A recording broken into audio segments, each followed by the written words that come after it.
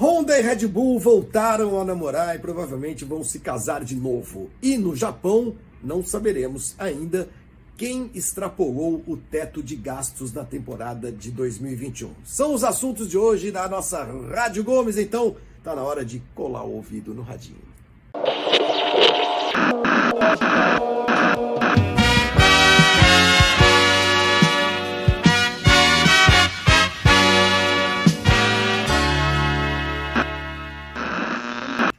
E colar o ouvido no radinho é algo que eu fazia mesmo com esse radinho, quando era pequenininho, quando era criança, botava embaixo do travesseiro e ficava ouvindo futebol no meu Mitsubishi.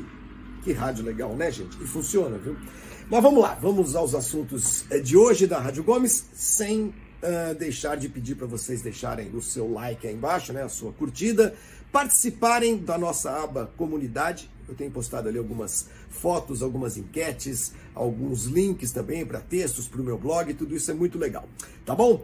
Vocês estão bem? Vamos lá, preparados para mais um grande prêmio do Japão? Escrevam aí nos comentários tudo aquilo que vocês esperam dessa corrida do final de semana em Suzuka, corrida de madrugada, que pode decidir título, né? Pode ser a 12ª decisão de título em Suzuka na história. Já foram 11 campeonatos mundiais decididos em grandes prêmios do Japão, nessa histórica pista de Suzuka. Eu queria começar com o noticiário quente, que é este novo namoro entre Honda e Red Bull, e que provavelmente vai dar em novo casamento. A gente sabe, a Honda deixou a Fórmula 1 no final do ano passado, no começo de 2021, anunciou que iria tirar o time de campo, mais uma dessas idas e vindas, né, dos japoneses, e o fato é que ao final da temporada passada, acredito que o pessoal da Honda tenha se arrependido dessa decisão, né, porque o Verstappen foi campeão do mundo, começou esse ano muito bem novamente, a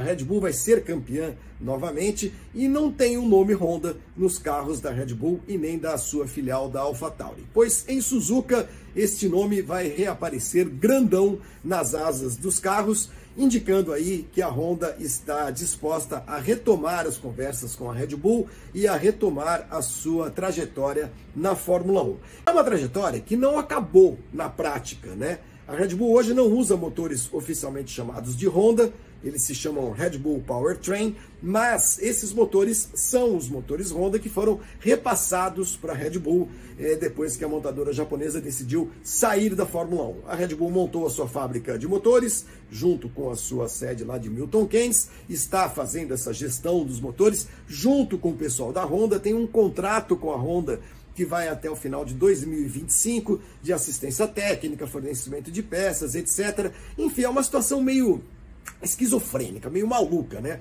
O motor é Honda, todo mundo sabe que é Honda, a Honda está trabalhando no seu motor Honda e não tem o nome nos carros da Red Bull e nem da AlphaTauri. Como fracassaram as conversas, as negociações entre a Red Bull e a Porsche, visando a temporada já a partir de 2026, quando a gente vai ter o novo regulamento de motores, sem MGU-H, sem o MGU-K, perdão, sem o uso de combustíveis fósseis, enfim, um regulamento que estava sendo esperado já havia bastante tempo e que acabou atraindo o grupo Volkswagen para a Fórmula 1, a gente sabe que houve esse fracasso nas negociações entre a Porsche e a Red Bull, e agora a Honda aparece de novo nesse mercado, com essa possibilidade de voltar a fazer oficialmente os motores da Red Bull.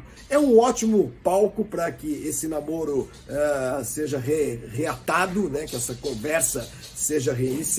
Suzuka, que é uma pista que pertence à Honda, que foi construída na década de 60 como pista de testes de motocicleta, e é lá em Suzuka que o Verstappen pode ser campeão novamente nesse final de semana, né? Basta ganhar a corrida, fazer a melhor volta e aí não precisa se preocupar com as posições de ninguém dos seus mais diretos, mais bem distantes adversários, o Charles Leclerc e o gloriosíssimo Sérgio Pérez, que venceu no último final de semana o Grande Prêmio de Singapura em Marina Bay. Deve ser encerrado, ou pode, seria melhor dizer assim, né? Pode ser encerrado, então, o Campeonato Mundial de 2022 nesse final de semana em Suzuka, na casa da Honda, com Honda bem grandão pintado, estampado nos carros da Red Bull e também da AlphaTauri.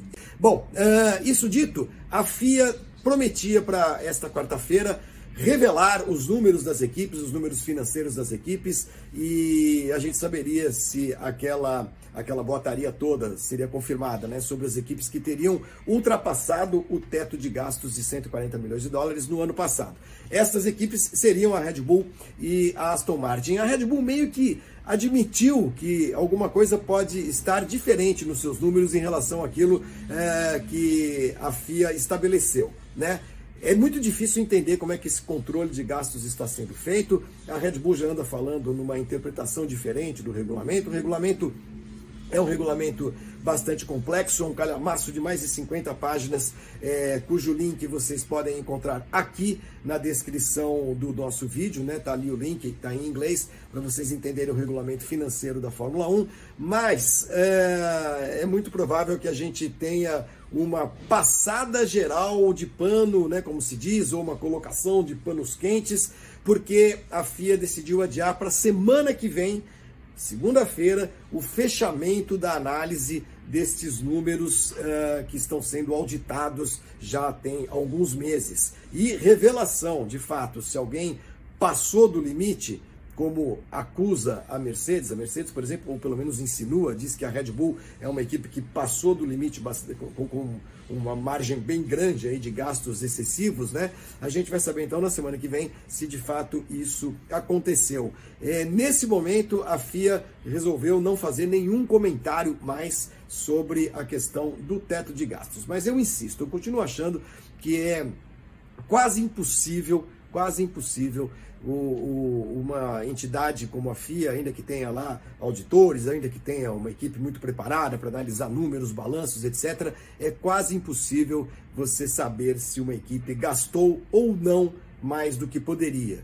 Porque, por exemplo, a Mercedes pertence à Mercedes de Fórmula 1, fábrica de carros de corrida, de motores, etc., pertence a um grande grupo, a Mercedes AG, né, o grupo que está lá em Stuttgart, que pode utilizar alguma parte da sua estrutura para ajudar alguma coisa na Fórmula 1. O mesmo vale para a Red Bull, que pode montar uma empresa na Áustria para fazer outra coisa, para contratar engenheiros. O mesmo vale para a Alpine, que é do grupo Renault. Enfim, é bem complicado isso, né? Mas, de qualquer maneira, há acusações, há gente se defendendo e, por enquanto, não temos nenhum fato concreto em relação a um excesso de gastos dentro deste limite que foi estabelecido a partir da temporada do ano passado, justamente para conter os custos da Fórmula 1. Vamos aguardar, como eu sempre digo, mas olha, seja lá o que acontecer, vai dar pano para manga, vai ter discussão. Se a Red Bull for acusada de ter gastado mais, ela vai se defender, obviamente, vai dizer que interpretou o regulamento de uma outra forma,